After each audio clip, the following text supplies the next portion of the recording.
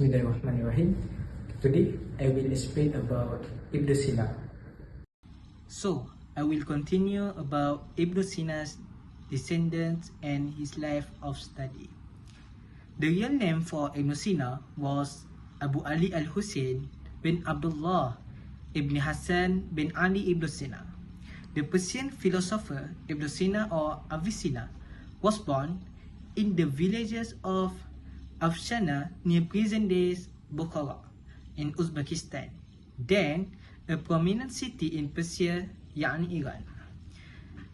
In the Islamic world, he is only known as Ibn Sina. However, he is usually referred to under his Latin name Avicenna.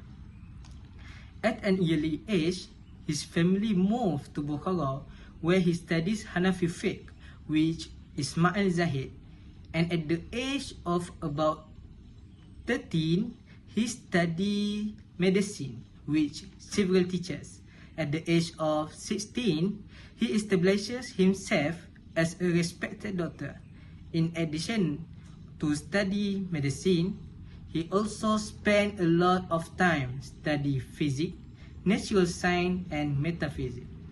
Ibn Sina began accepting Al-Farabi's books on philosophy, reading them and benefiting from them, and being influenced by them, which make us decide without embarrassment that Al-Farabi is considered Ibn Sina professor of philosophy and his mentor.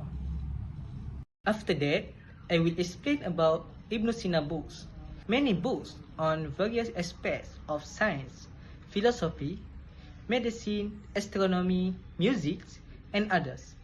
Among the most famous of these books are: number 1, the Book of Healing, which is the largest encyclopedia of philosophy and its section. Then, the Book of Deliverance, a book on philosophy and its logical, natural, and divine section. It is a summary of the Book of Healing after he wrote the first book. After that, the Book of Science in General Philosophy. Ibn Sina dealt with the most precise issues of philosophy, wrote a special section of Sufis. Lastly, the Book of Law in Medicine, the greatest book written on medicine in its time. Ibn Sina's fame increased in medicine more than in philosophy. Apart from books written by Ibn Sina, there are also treatises or messages.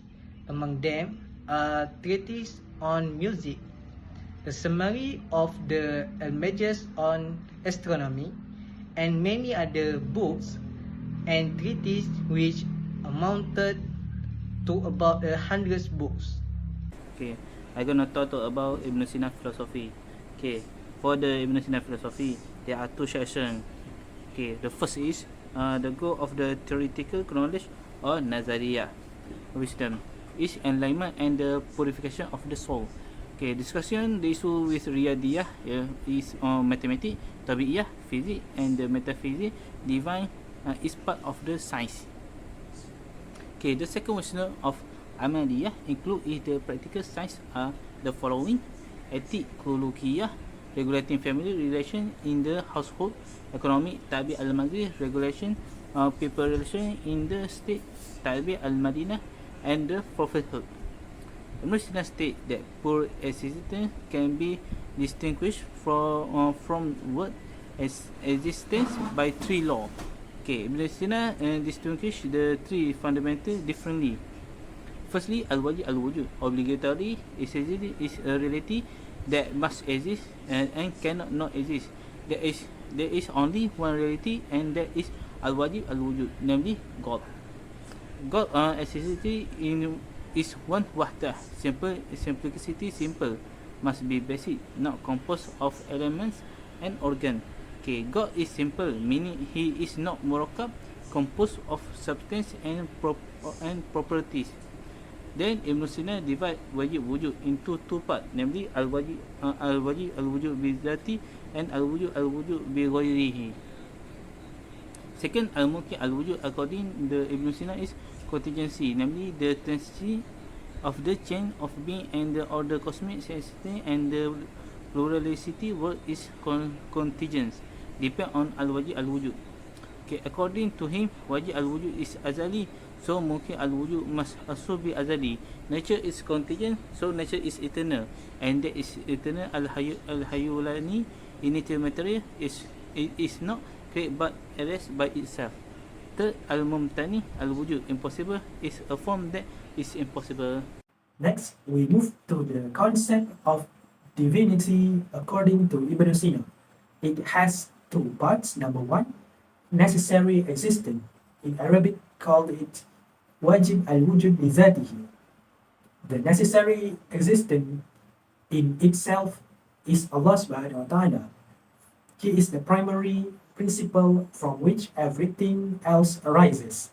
Almighty Allah states in the Quran, Auzubillahi minasyaitonirrajim, Huwallahul khaliqul bari'ul musawwir lahul asma'ul husna. Yusabbihu lahu ma fis samawati wal ard wa huwal azizul hakim. It means He is Allah, the creator, the inventor, the fashioner. To Him belong the best names. Whatever is in the heavens and earth is exalting Him, and He is the exalted in might, the wise. Surah Al-Hashr, Ayah 24. Number two, the contingent existence. If it is contingent existence, then it requires a cause, such as humans. Jinns and humans were created to worship Allah subhanahu wa ta'ala.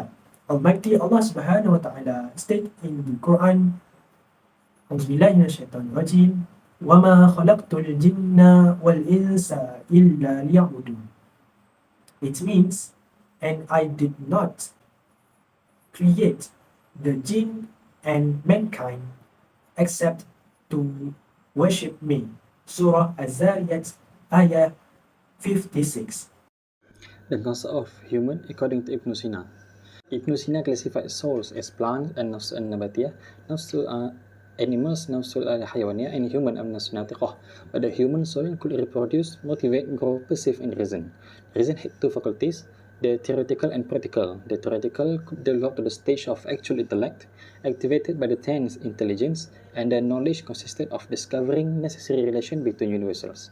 According to him, the soul is the first perfection al-kamal awal that animates the human body. But for humans who have a rational soul and capabilities that are much higher than plants and animals, the debate about the nature of humans extends to what will happen after death. With the existence of a soul, only then is a living thing can be called a human being. And next, what is the relation between human soul and body? So, Ibn Sina discusses the important substance and organ that himself, that is aql. According to him, humans have three functions, namely nabati, the purpose is to the growth and the reproduction of the body, hayawani, for senses and to move the body, and aqlu, for knowledge. Soul is a complete substance that is accidentally attached to the body. So the aqlu is not a mass or thing, nor is it a force, energy in the body. The argument that shows that humans have a soul is that humans can move. Human existence is said to be alive if the mind, soul, and the body are still united. When the soul no longer occupies or is not with the body, then the human being is said to be dead. In Ashifa, Ibn Sina highlighted two philosophical arguments to support the immortality of the soul after the death of the body. The first argument brought by Ibn Sina is that the body is not a cause for the soul. Like, for what happens to the body cannot harm the soul.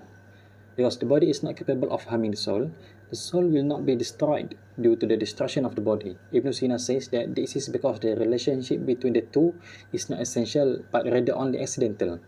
Thus, the death or destruction of the body will not lead to the death of the soul. The second argument is that the soul is a very simple substance, jawhar, and it stands on its own without any dependence on others. Thus, it does not destroy itself because nothing can destroy it. Ibn Sina then held the view that the eternal soul will continue to live independently without a body and will then face retribution. This is what is called Ibn Sina's doctrine of resurrection without body. In conclusion, Abu Ali al-Hussein bin Abdullah bin Ali bin Sina, commonly known as Ibn Sina or Avicenna. He was born at Afsana, Bukhara, Uzbekistan on 370 Hijri or 980 CE. In Arabic, called CE is Miladi. Ibn Sina was a memorizer of the Quran, studied language, philosophy, logic, and fiqh. Ibn Sina, known for his contributions in philosophy, medical science, astronomy, music, and others. Towards the end of his life, he suffered from cholera and passed away in the year 428 Hijri 1037 CE at the age of 57 years old in Hamadan, Iran. Overall, Ibn Sina's works left a mark on intellectuals of both Islamic civilization and the entire world. That's all from us. Thank you.